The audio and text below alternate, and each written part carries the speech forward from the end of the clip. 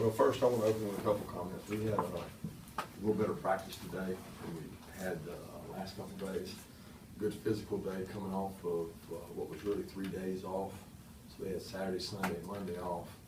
And I thought they got after it a little bit today.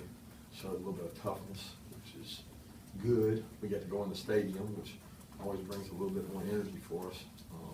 I was excited about that. So still way too many errors, too many mental mistakes. I think the guys have, we've stopped installing, so shouldn't be a overload of information, but we've got to try to stop and review it and get the young players. The predominant amount of our team is young players. We've got to get those guys where they can play game football. But they're trying, they're pushing out there. But yeah, I'll have enough questions.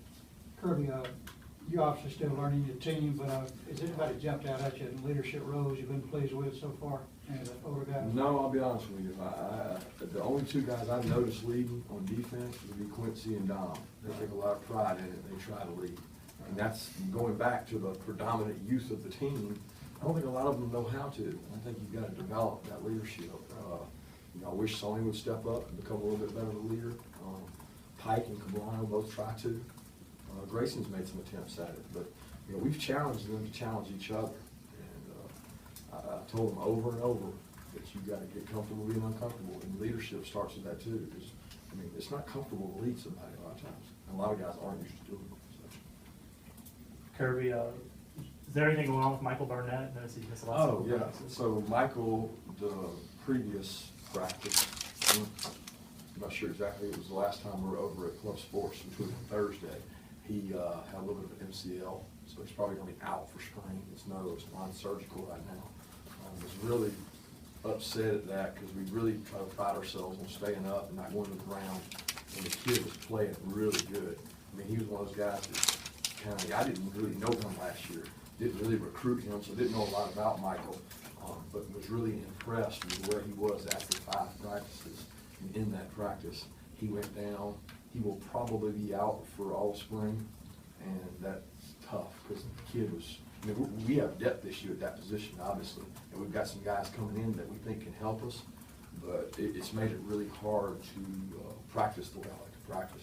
So Michael's not there, not with us right now. Kirby, Bill Couch's office credits you for the FOI legislation and when it puts 90 days on for athletic department. When did you meet with those legislators and what was why did you push for this? What did you want? First of all, I shouldn't get any credit for that. Okay. When I went over to the Capitol, I was asked, what's the difference in our programs and programs I've been at in the past? One of the things I brought up, there's a difference. And that was the extent of my conversation with those guys about that. So for me to get the credit for that is a little bit misleading. Progress report on Nick Chubb? Nick is working hard. Nick is competing. He's doing a little more cutting. I didn't go down to the play polish where he goes today, so I didn't really get to see him, but I always get to review it on tape. So it's one of those things that I always watch the tape at night to kind of see where he's at. Ron is very pleased with where he is right now. And Nick's a guy, too, that he's trying to become a leader, even though he's not out there. And that's hard for him. But we're challenging him to do it because a lot of guys respond to him. They see how hard he works. And his work ethic is kind of contagious for the rest of the team. You said you were challenging guys to be leaders. What are you looking for? Well, I'm looking for Local a guy. Or? Well, I'm looking for anytime they can set an example to go do it. Like, for example, we have a walkthrough pre-practice and they have 4 arrows in it. So I don't want to have to jump on everybody. I want the players to do it. And when you get that, you've got something special.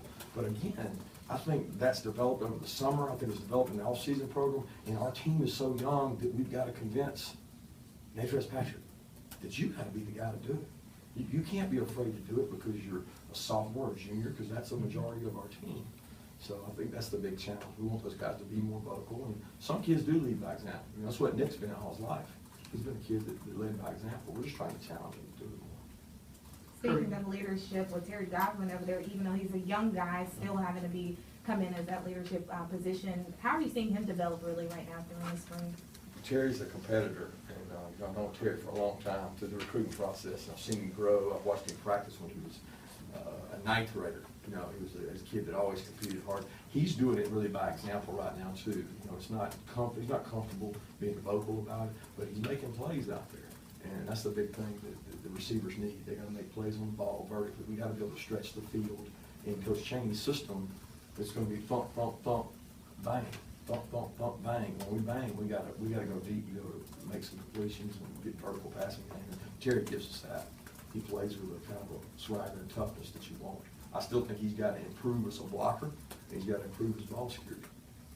Kirby, getting back to what Chip asked, do you feel like a change in the open records is going to go from 3 days to 90 days? Is that something that the football program needs? I'll be honest with you. I want to talk about our football program and football practice. That has nothing to do with as far as our practice today. I would rather answer questions regarding that. Appreciate it.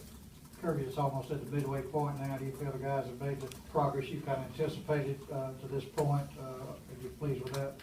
Yeah, I'd say about, we got our first scrimmage coming up after this next practice, which we have to move practice up tomorrow for fear of the rain, so it's gonna be a quick turnaround for us. But I'm excited about the scrimmage because we're gonna have to get off the field and let the kids play, and that's always when you find out. To me, the guys that stick out in scrimmages are the guys that'll stick out in the game. You just say, hey, roll the ball out there and go play. Take the thinking away, don't confuse them, don't shift in motion, make it all complicated. Let's go find out who can play football, because that's what it's gonna come down to in our league, is the guys who can play football. And, you know, I'm pleased with the progress we made, but we're nowhere near where we need to be. You talked about depth issues at running back and also on the defensive line with Barnett going down. Is there one area though that you feel like you guys are have a substantial amount of talent right at this moment? Did you repeat that one more time? Well, I'm talking about, I guess, positionally. Obviously, running back and defensive liner that's been at this point. Is there one positional group though that you don't feel is been in as Yeah, running back and D-line is probably the scariest when it comes to that. I would say, you know, defensive back, you know, we're not where we need to be from necessarily being able to play man-to-man every snap, but we've got really competitive people out there. We got kids that are competing for jobs. So like the 1s, 2s, and 3s, there's really good competition going on. It's not to say that they're all great SEC players yet. We've got to improve in that area, but that's the spot. It's kind of the same way at wide receiver. You know, it's not like there's one dominant wide out there. There's some really good competition going on for a lot of positions where a lot of guys are kind of in the same place that nobody stepped out above and beyond. With those two areas, I would say we got, you know, more depth than we do at the D-line and the running back position. But to be honest with you, I'm concerned about the depth at every position.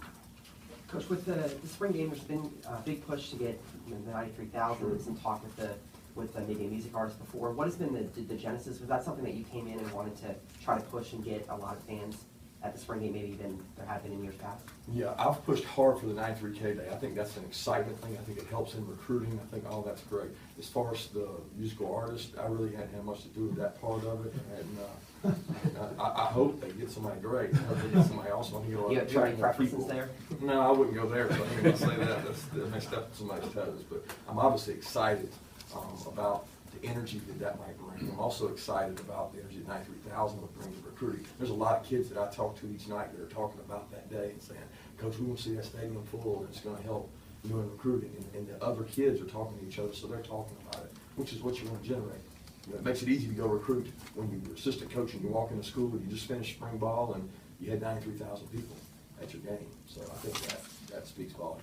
Obviously, we see a very limited portion of practice, but when, you know, the offensive line, we heard at the first of spring, somebody has to run with the ones, and it's kind of been the same group now, running with the ones, you know, for 7 days.